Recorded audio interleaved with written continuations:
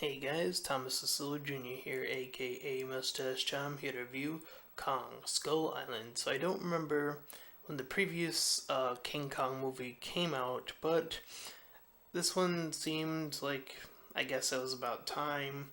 And I also am going to assume, since this was produced by the same group that made Godzilla, that they are eventually going to be working toward a Godzilla versus King Kong movie at some point. I don't know if maybe this movie will get them to have enough money. I saw that this movie was doing pretty good as far as those regards are concerned, I guess.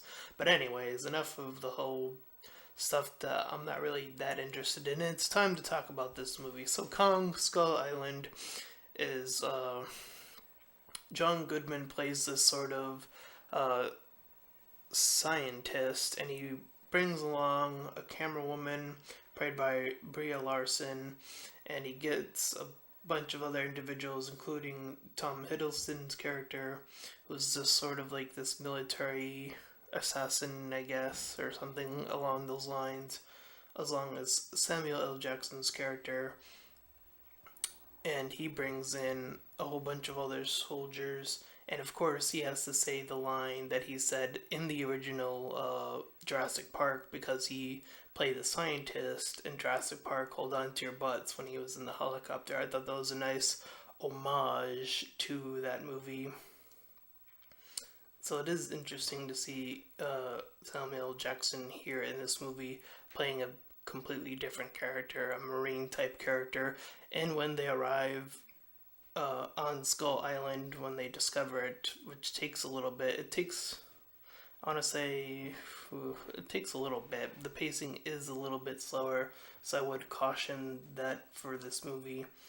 Uh, they have to prep up all the team members, and then they have to work out the deal even beforehand on that. But other than that, once they get everyone, once they approach the island, they immediately see Kong, and Kong just absolutely wrecks most of their helicopters, most of the guys that they brought with them, giving Samuel L. Jackson the motivation to take out Kong, which plays later on in the movie.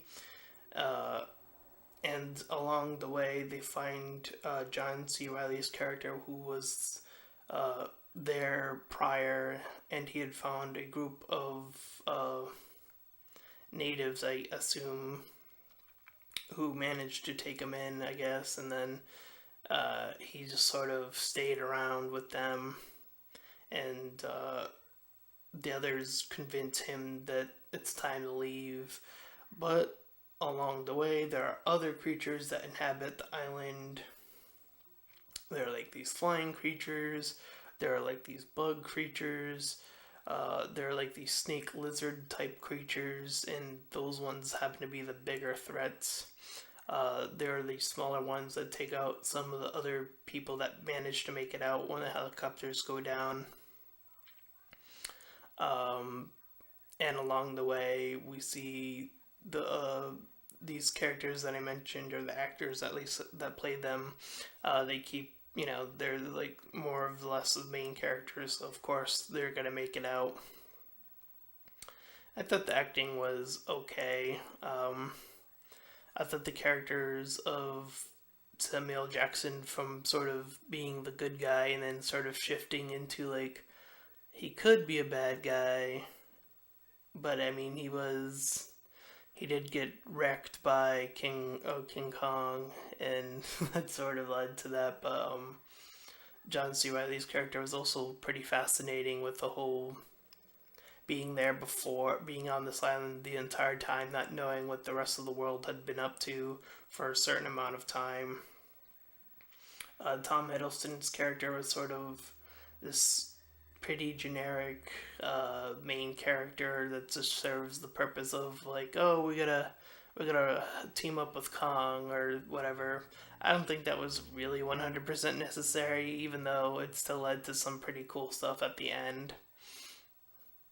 And speaking of the end, uh, spoiler territory now, I guess, and I don't know if that would be too many spoilers, but So Samuel Jackson's getting ready to kill Kong, and then he has like his remaining troops with him, and he set up this trap where he has all these bombs, and then Kong goes into the water, and then they blow it up, and then when Kong is assumed dead, this bigger lizard-like creature comes out, and Samuel Jackson's character is taken out at that point in time,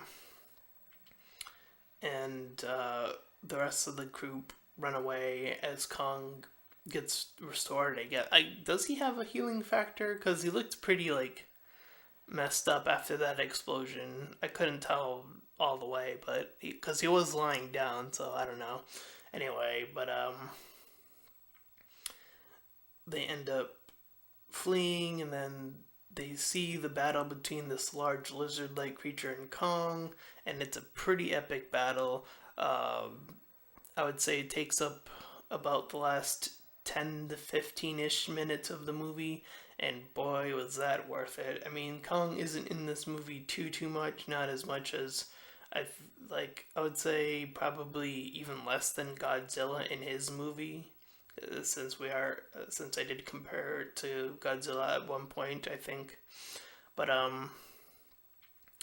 even though Kong doesn't appear, I guess that is kind of technically still fair because it's called Kong Skull Island, and the other inhabitants of Skull Island are still a part of the movie. So I guess that's fair enough, because other creatures do, you know,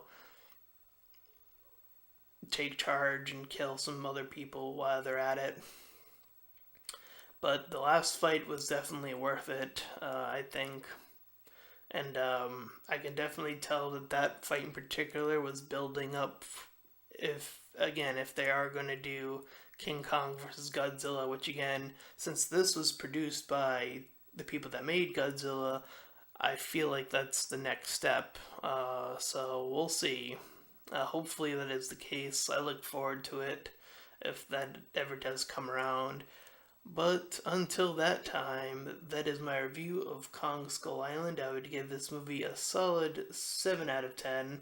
I enjoyed it. I felt like some of the beginning parts, again, are just a little bit slow.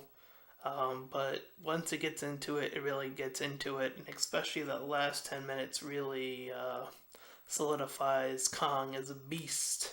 So it's going to be really interesting. Anyways, with that being said, I'm Tom Suler, aka Mustache Chum, and I'll see you guys next time. Bye!